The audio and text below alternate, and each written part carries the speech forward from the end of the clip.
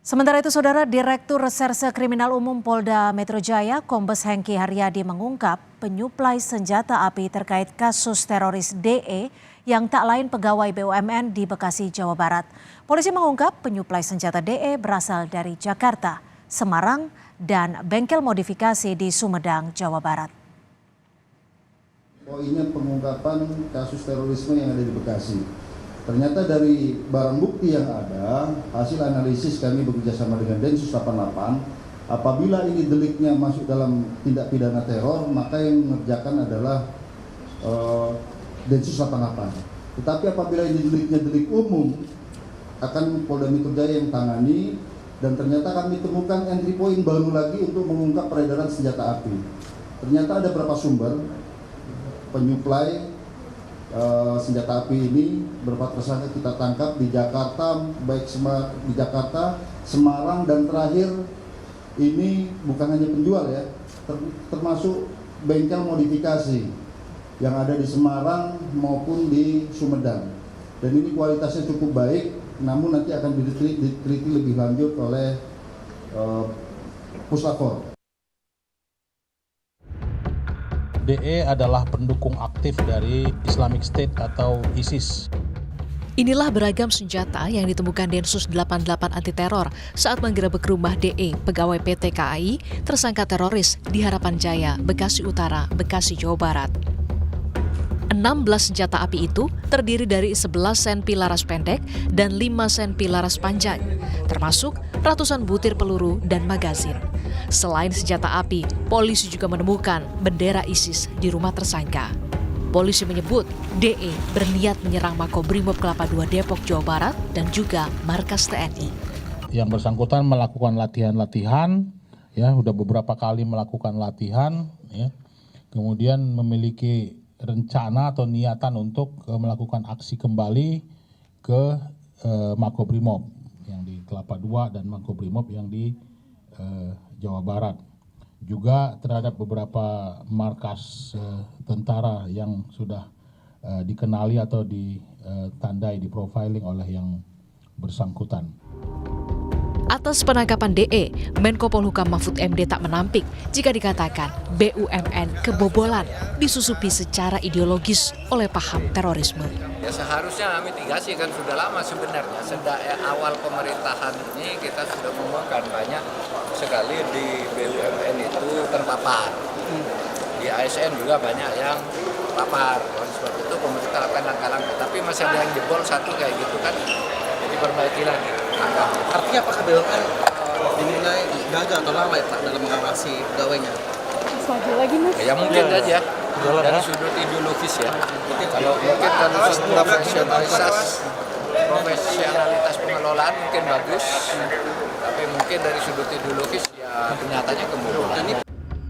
Dari hasil pemeriksaan, DE diduga aktif sebagai pendukung ISIS sejak 2014 lalu sebelum menjadi pegawai BUMN pada 2016.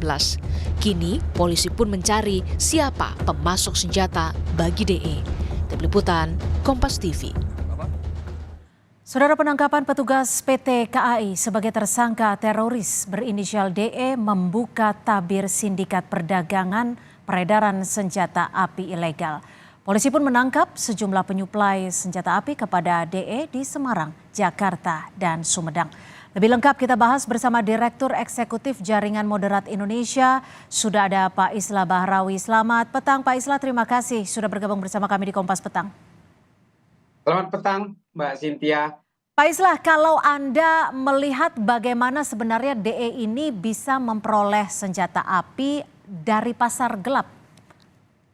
Ya ternyata memang inilah bagaimana cara Tuhan melindungi bangsa ini ya. Bahwa ternyata kasus Dananjaya, tersangka Dananjaya ini sebenarnya membuka kotak Pandora ya. Bagaimana kemudian berbagai perdagangan senjata yang secara terbuka dilakukan di marketplace, di e-commerce, ini akhirnya membuka semuanya. Jadi dari hasil pengakuan tersangka DE ini, bahwa dia mendapatkan senjata dari justru secara online. Dan dia mengakui semuanya bahwa dia membeli dari berbagai platform e-commerce, dia mendapatkan dari beberapa oknum untuk mendapatkan peluru dan sebagainya. Dari situlah kemudian dibuat semacam operasi gabungan antara Kriminal Umum Polda Metro ya dan Densus 88 dan juga melibatkan dari POM Angkatan Darat. Ini sangat sangat panjang sebenarnya nantinya. Oke, tapi saat ini kan polisi sebut bahwa DE mendapat suplai senjata dari Semarang, Jakarta, bahkan ada bengkel modifikasi di Sumedang. Kalau Anda melihatnya penyuplai ini juga punya pemahaman terorisme kah yang kuat dan bisa dijerat dengan undang-undang terorisme juga kah untuk penyuplainya ini? Kalau masalah ini nanti pendalamannya akan dilakukan oleh Densus 88. Jadi leading sektornya hari ini adalah Direktorat Reserse Kriminal Umum Polda Metro. Dari beberapa orang yang ditangkap itu nanti akan dilakukan pendalaman melalui proses penyidikan yang nantinya kalau memang ada kaitan ideologis tertentu dengan memiliki resiliensi ideologis dengan DE misalnya, maka tidak menutup kemungkinan ini akan diambil alih oleh Densus untuk dikenakan dengan undang-undang teror. Tapi sementara ini kan masih dikenakan Undang-Undang Darurat nomor 1251. Nah, pabrik yang ada di Semarang, pabrik yang ada di Sumedang juga nanti akan berkembang ke berbagai kelompok yang berada di kota lain yang tidak menutup kemungkinan di antara mereka ini punya resiliensi ideologis teror. Ini ada besar kemungkinan karena senjata ini sangat seksi dan sangat menarik bagi jaringan teror. Jadi selama ini kan jaringan teror ini selalu mengalami hambatan untuk pengadaan senjata api. Jadi mereka harus mendatangkan dari Filipina Selatan dengan jalur berliku, selundup sana-sini, lewat tawi-tawi dan sebagainya. Nah ini ternyata disediakan oleh marketplace gitu. Nah ini kan menjadi sangat mudah aksesnya untuk dilakukan oleh kelompok-kelompok jaringan teror ini.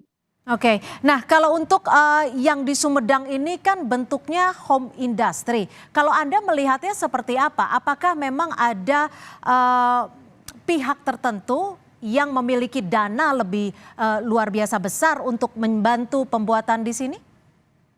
Ya, kalau pendanaan dari tersangka DE sendiri kan diakui bahwa dia juga melakukan jual beli melalui e-commerce. Nah, pendanaan-pendanaan yang dia dapat itulah yang dipakai untuk membeli senjata-senjata yang jauh lebih canggih. Jadi di-upgrade dan seterusnya.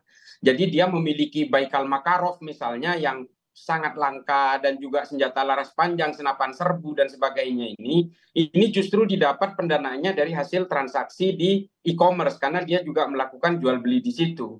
Untuk kelompok Cipacing ini tidak menutup kemungkinan dia juga bisa juga terkait dengan jaringan teror. Nanti akan ada pendalaman karena Densus pernah punya riwayat melakukan penangkapan dengan kelompok Cipacing dari grup Abu Roban dulu tahun 2013.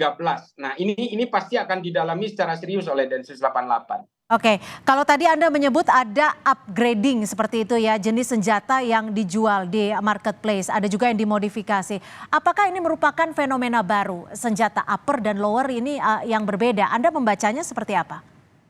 Jadi rupanya memang terungkap yang di marketplace ini ternyata mereka memang bahasanya menjual airsoft gun.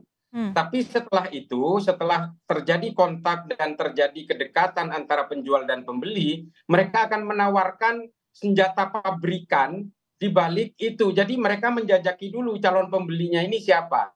Setelah kenal akrab, terjadi transaksi berkali-kali, barulah kemudian ditawarkan senjata pabrikan yang bukan modifikasi. Nah ini kan terungkap juga dari hasil pemeriksaan dari berbagai tersangka yang ditangkap oleh Krimum Polda Metro Jaya, yang nantinya Densus akan melekat di situ. Kalau memang melibatkan oknum dari TNI misalnya, Pomad juga sudah siap untuk melakukan pendalaman. Kalau dari oknum polisi nanti Propam juga akan melakukan pendalaman. Tapi yang paling kita concern adalah apabila ini memiliki resiliensi ideologis. Nah ini bahaya sekali. Oke, itu yang menjadi perlu digarisbawahi. Terima kasih Direktur Eksekutif Jaringan Moderat Indonesia, Pak Islah Barawi sudah bergabung bersama kami di Kompas Petang. Selamat sore.